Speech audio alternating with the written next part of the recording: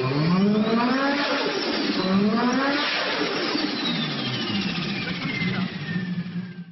hello, hello, welcome back.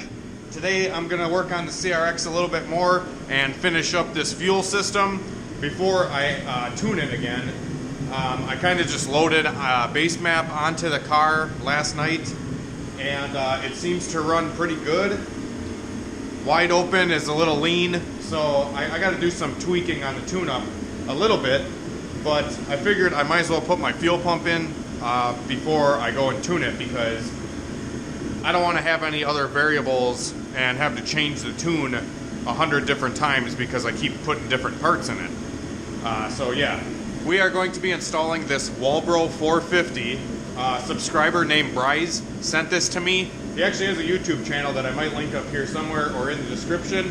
You guys can go check out. But he did send over a Walboro 450 for me and a relay and some other stuff.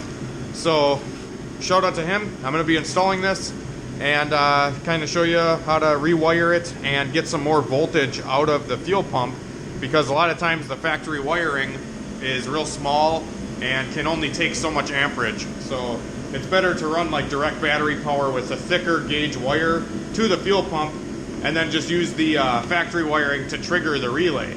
So I'll show you kind of what I'm going to do, and we'll get right into it. Alright, now so to access the fuel pump, you will need to drop the gas tank. In my case, it only takes a few seconds. And there we are.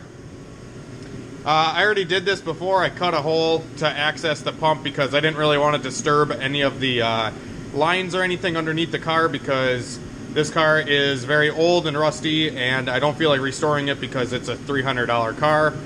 Nothing special here, so that's why I cut the hole here. A lot more easy access to do this, and probably a little bit easier to show you guys as well. So I'm going to pop out these bolts. There's just a couple 10 mils, and then the return line and the feed line, and this thing should come right out. Alright, so I just got the fuel pump out of the car.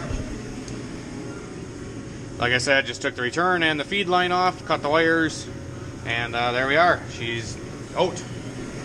And I got it set up here on my workbench, the roof of the car. Mint. Hopefully all this gas will burn all this paint off and then it'll look like more of a sleeper. But anyways, so I'm going to cut the zip tie here that is holding the fuel pump.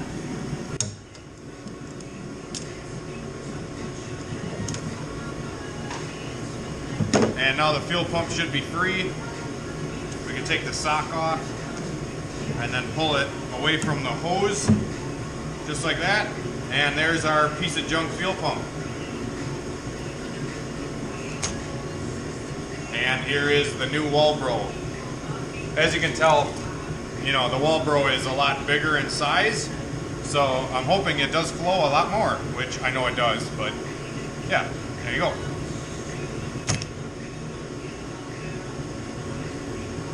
Alright, so first I'm going to take the, you know, the protector off of here, the red nipple. And then, you know, this should slide into here. Yep. Alright guys, so I got the fuel pump all set up. I got my fancy zip tie mount. Got the screen on the bottom all set up here. I had to shorten the hose a little bit because this fuel pump is a little bit bigger all around, you know, length, diameter, etc. I got the ground wired in, which just comes out right here, and then I'll ground this to the battery or the chassis or something. And then this is my power wire coming out, converted to 12 gauge, which is a little bit bigger wire compared to what, you know, is down here. And yeah, so now I'm going to reinstall this back into the car, and we'll pick up once this is back installed into the car. I skipped ahead a few steps, but I will go over everything that I did.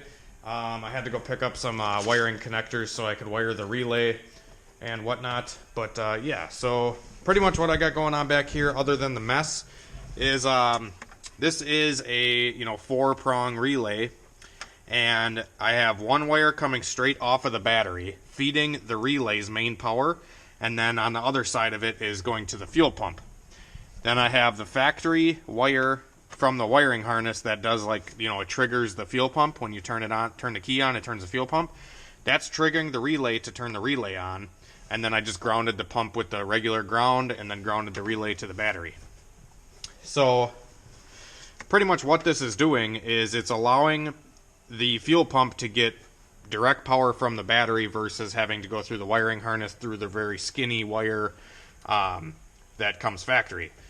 This supposedly gives you more voltage or, less draw on the pump, and you can get more flow out of your fuel pump wiring it this way. So I figured why not show you guys how to do it. And yeah, I don't think I'm ever really going to need it because I don't think this car will ever make over 500 horsepower. Maybe it will. Just because honestly, 400 horse in this car will go pretty deep tens, I think. Unless I get crazy one day, I'll turn it up super high. But yeah, for now, this will be awesome, and it should work out great. So I guess I'm gonna see if everything works before I tidy all this up, and then I'm probably just gonna like zip tie the relay to the battery box here or something. But yeah, so everything's buttoned up, and we will turn the key quick.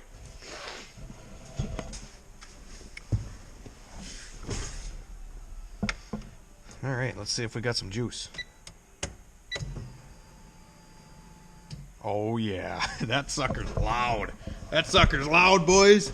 Let's see how much you guys can hear.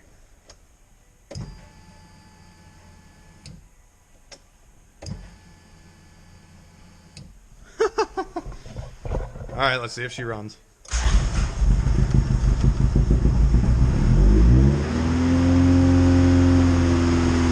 Running like a beauty.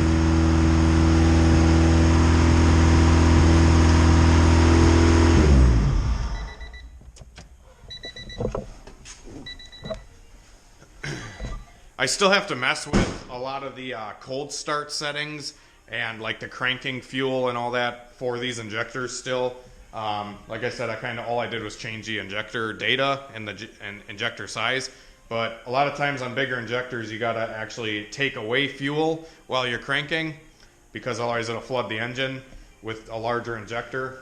So I gotta mess with that a little bit yet and whatnot, but that is pretty much just a quick summary of what I did on putting the Walboro 450 in, and hopefully we should be able to get some E85 in this thing. I'm probably going to put E85 in it tomorrow or the next day, I'm not sure. But I'll have a whole nother video on tuning E85, so you guys will have to stay around for that. Be sure to subscribe so you get notified when I do post new videos. You can hit the bell and you'll get like a notification on your phone or whatever, and it'll let you know that I posted a new video. But yeah, if you guys enjoy this video, hit the like button, and till next time, thank you for watching HunterTuned.